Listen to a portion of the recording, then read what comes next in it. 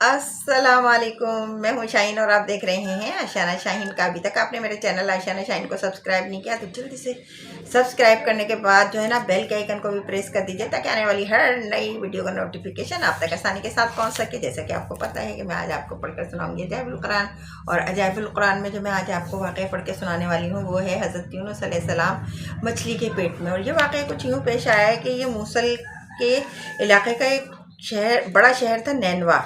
یہاں کے لوگ جو تھے نا بت پرستی کرتے تھے، بتوں کو مانتے تھے۔ تو حضرت یونس علیہ السلام نے لوگوں کو ایمان لانے اور بت پرستی چھوڑنے کا حکم دیا، لیکن یہ لوگ اپنی سرکشی کی وجہ سے نا اس بات کو ماننے سے انکار کرتے رہے۔ اور جب انکار کرتے رہے اور حضرت یونس علیہ السلام جو ہے نا اصرار کرتے رہے لیکن یہ لوگ نہیں مانے، تو حضرت یونس علیہ السلام کو اتنا غصہ آیا کہ انہوں نے کہا کہ بھئی دیکھو تمہارے اوپر عذاب آنے والا ہے اگر تم میری بات نہیں مانو گے۔ تو شہر کے لوگوں نے ایک دوسرے سے کہا کہ دیکھو حضرت یونس علیہ السلام نے جو ہے نا آج تک جھوٹ نہیں بولا، اس لیے ذرا ان پر نظر رکھو، اگر یہ رات کو شہر میں رہتے ہیں تو صحیح ہے، اگر یہ رات کو شہر سے باہر چلے گئے تو سمجھ لو کہ پھر عذاب آنے والا ہے۔ اور پھر ہوا یہ کہ رات کو لوگوں نے یہ دیکھا کہ حضرت یونس علیہ السلام شہر سے باہر چلے گئے، اور واقعی صبح ہوتے ہی عذاب کے آثار جو تھے وہ نظر آنے لگے، بدلیاں نظر آنے لگیں، دھواں چاروں طرف سے آنے لگا اور شہر پر چھا گیا۔ یہ منظر جب دیکھا نا شہر کے باشندوں نے تو انہیں یقین ہو گیا کہ عذاب آنے والا ہے۔ تو لوگوں نے حضرت یونس علیہ السلام کی تلاش اور جستجو کی، مگر وہ دور دور تک کہیں نظر ہی نہیں آئے۔ اب شہر والوں کو اور زیادہ خطرہ ہو گیا، چنانچہ شہر کے تمام لوگ جو ہے نا اللہ سے ڈر گئے اور کانپنے لگے، اور سب کے سب جو ہے نا جنگل کی طرف چلے گئے، اور رو رو کر سچے دل سے حضرت یونس علیہ السلام پر ایمان لانے کا اقرار اور اعلان کر دیا، اور ایک دوسرے سے جو ہے نا ایک دوسرے سے نا معافی مانگی اپنی غلطیوں کی، اور اللہ تعالیٰ سے گڑ گڑا کر معافی مانگی۔ تو اللہ تعالیٰ نے انہیں معاف کر دیا اور ان پہ سے عذاب اٹھا لیا۔ دھواں جو تھا نا وہ غائب ہو گیا، بدلیاں بھی چلی گئیں، اور تمام لوگ پھر شہر میں آ کر امن و چین کے ساتھ رہنے لگے۔ اچھا، جب عذاب ٹل گیا نا تو اس کے بعد حضرت یونس علیہ السلام شہر کے قریب آئے تو آپ نے شہر میں عذاب کا کوئی اثر ہی نہ دیکھا، آثار ہی نہیں تھے۔ تو لوگوں نے عرض کیا کہ آپ اپنی قوم میں جائیے۔ تو آپ نے فرمایا کس طرح اپنی قوم میں جاؤں؟ میں تو ان لوگوں کو عذاب کی خبر دے کر شہر سے نکل گیا تھا،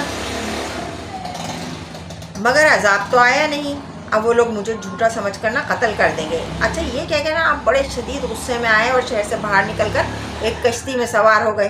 اب کشتی میں جب سوار ہو گئے نا تو وہ 20 سمندر میں پہنچ کر کھڑی ہو گئی، اور ان کا یقین یہ تھا کہ جب کشتی کھڑی ہو جائے نا تو سمجھو کہ مسافروں میں کوئی ایسا سوار ہے جو بھاگ کر آیا ہے۔ تو انہوں نے سب کے نام کا نا پرچی ڈالی، اور جب قرآن نکلا تو وہ حضرت یونس علیہ السلام کے نام کا نکلا۔ لہٰذا کشتی والوں نے کیا کیا، حضرت یونس علیہ السلام کو سمندر میں پھینک دیا۔ اب جب سمندر میں پھینک دیا تو مچھلی نے نگل لیا اسی وقت۔ اب مچھلی کے پیٹ میں اس قدر اندھیرا تھا، ظاہر بات ہے کہ بہت اندھیرا تھا، تو حضرت یونس علیہ السلام نے جو پھر آیت کریمہ پڑھنا شروع کیا، اور آیت کریمہ کا جو وظیفہ کیا نا تو اس کی برکت سے مچھلی ساحل کے پاس آئی، اور آ کر حضرت یونس علیہ السلام کو جو تھا ساحل پر آ کر اگل دیا اس نے۔ اس وقت آپ بہت کمزور ہو چکے تھے، اور اللہ کی شان کہ جہاں اگلا نا مچھلی نے ساحل کے پاس، وہاں ایک کدو کی بیل اگ گئی، اور آپ اس کے سائے میں نا آرام کرتے رہے۔ جب آپ میں کچھ توانائی آ گئی نا تو آپ اپنی قوم میں تشریف لائے، اور پھر سب لوگ آپ پر ایمان لے آئے اور اللہ کو ماننے لگے، اور اس طرح جو ہے حضرت یونس علیہ السلام کی قوم جو ہے نا وہ ایمان لے آئی، اور اس پہ سے عذاب ٹل گیا۔ تو جو ہے نا حضرت یونس علیہ السلام کی یہ دل ہلا دینے والی مصیبت اور مشکلات سے جو ہے نا ہمیں کیا سبق ملتا ہے؟ یہی نا کہ اللہ تعالیٰ اپنے خاص بندوں کو کس طرح امتحان میں ڈالتا ہے، لیکن جب بندے اس امتحان میں صبر کرتے ہیں نا تو وہ بلاؤں کو، طوفان کو خدا کی یاد سے غافل نہیں ہونے دیتے۔